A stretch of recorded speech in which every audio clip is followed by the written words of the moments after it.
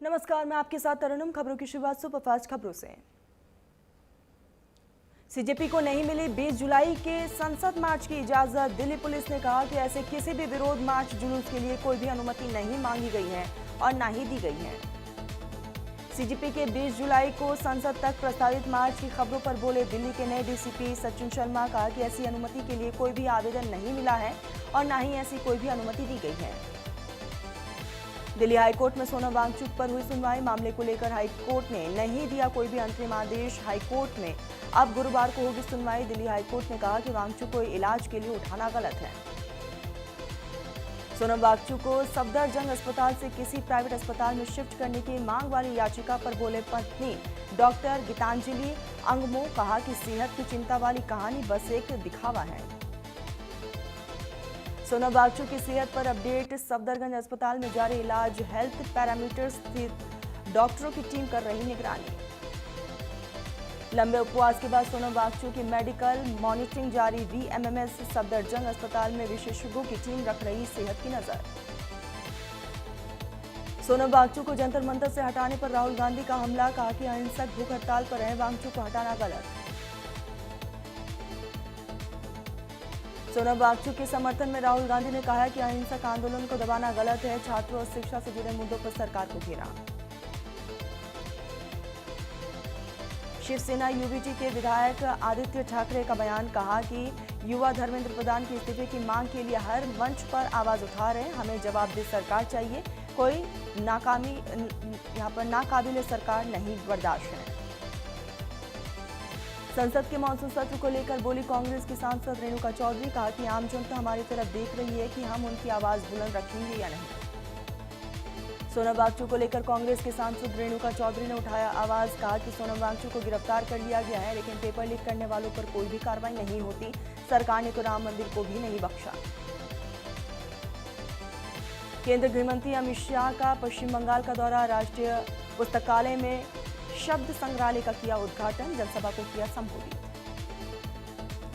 केंद्रीय गृह मंत्री अमित शाह का पश्चिम बंगाल का दौरा। कोलकाता में जनसभा को किया संबोधित। कहा कि पश्चिम बंगाल शिक्षा में देश से 5 दशक आगे रहता है। पश्चिम बंगाल में बोले केंद्रीय गृह मंत्री अमित शाह। कहा कि 10 सालों में संघर्ष के बाद शुभेंदु अधिकारी के नेतृत्व में यहां भाजपा की सरकार और सोनम बांग्ला का आंदोलन यहां फिर से जीवित हुआ है। संसद की लाइब्रेरी बिल्डिंग पहुंचे लोकसभा के अध्यक्ष ओम बिरला। सदन की आगामी बैठकों के कामकाज के एजेंडे पर चर्चा की गई। मानसून सत्र की शुरुआत को लेकर बोले संसदीय कार्य मंत्री किरेन रिजिजू। कहा कि हमने अपील की है कि सुबह जब संसद शुरू होगी तब विपक्ष हंगामा ना करे। अगर उन्होंने हंगामा किया तो नुकसान होगा। संसद के मानसून सत्र को लेकर बोले छत्तीसगढ़ के मुख्यमंत्री विष्णुदेव साय। कहा कि देश भर में कांग्रेस पार्टी की मौजूदा हालात के बारे में सभी जानते हैं। एनडीए संसदीय दल की बैठक को लेकर कहा कि टीएमसी सांसद सुदीप बंदोपाध्याय। कहा कि हमें फोन पर जानकारी दी गई है और हम चिट्ठी के जरिए आधिकारिक सूचना का इंतजार कर रहे हैं। कांग्रेस नेता गौरव गोगोई का बयान सामने आया। कहा कि सरकार के बिलों में हमारी सकारात्मक भागीदारी और समर्थन रहेगा। टीएमसी सांसद डेरेक ओब्रायन ने प्रधानमंत्री नरेंद्र मोदी को पत्र लिखा। पत्र लिखकर परिसीमन और एफसीआर पर चर्चा के लिए सर्वदलीय बैठक बुलाने का अनुरोध किया।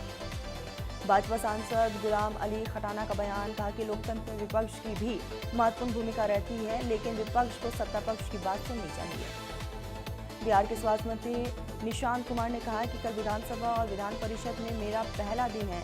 मैं स्पीकर प्रेम कुमार का आशीर्वाद लेने आया हूँ। मानसून सत्र से पहले सर्वदलीय बैठक में सियासी संग्राम। टीएमसी के बागी सांसदों को बुलाने पर विपक्ष का हंगामा। पहले वॉकआउट, फिर बैठक में हुए शामिल।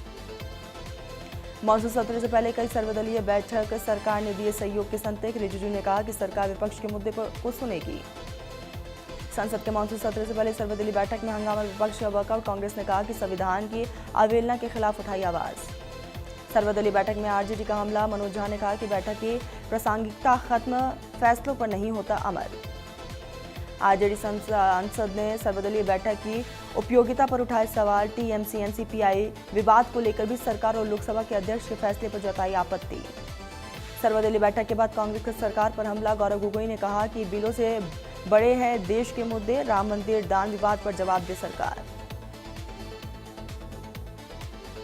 गौरव गोगोई ने संसद में बड़े मुद्दे पर चर्चा की मांग उठाई है। राम मंदिर दान मामले पर सरकार की जवाबदेही और संवेदनशीलता पर उठाए सवाल।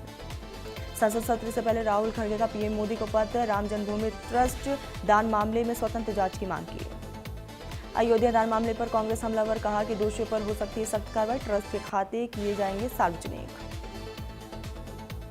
राम जन्मभूमि दान विवाद और E20 पर कांग्रेस का हमला, प्रमोद तिवारी ने कहा कि भाजपा सरकार ने भगवान राम और देश को धोखा दिया।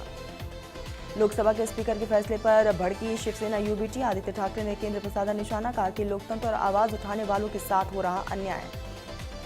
टीएमसी के 20 बागी सांसदों को अलग बैठाने की मंजूरी, लोकसभा स्पीकर के फैसले पर ऋतव्रता बैनर्जी ने कहा कि सदन के संरक्षक और है स्पीकर और फैसला अंतिम है।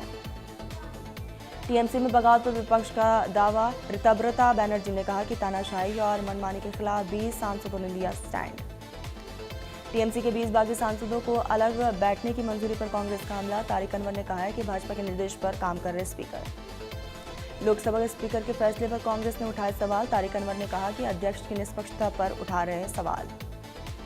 2027 यूपी चुनाव को लेकर ओम प्रकाश राजभर का बड़ा दावा, कहा कि एनडीए तोड़ेगा 2017 का रिकॉर्ड।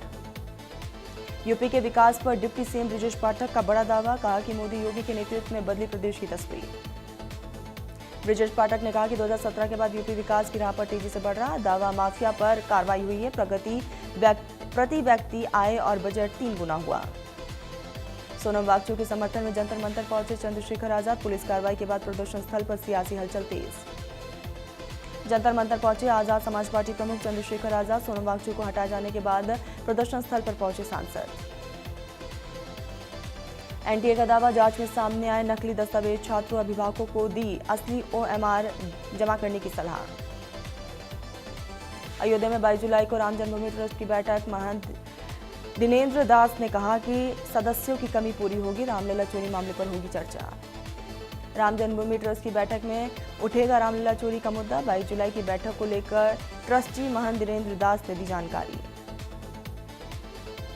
नीट विवाद पर एनटीए सख्त, फर्जी और एआई से बनी ओएमआर शीट पर होगी कार्रवाई। मौसम बिगड़ने के चलते अमरनाथ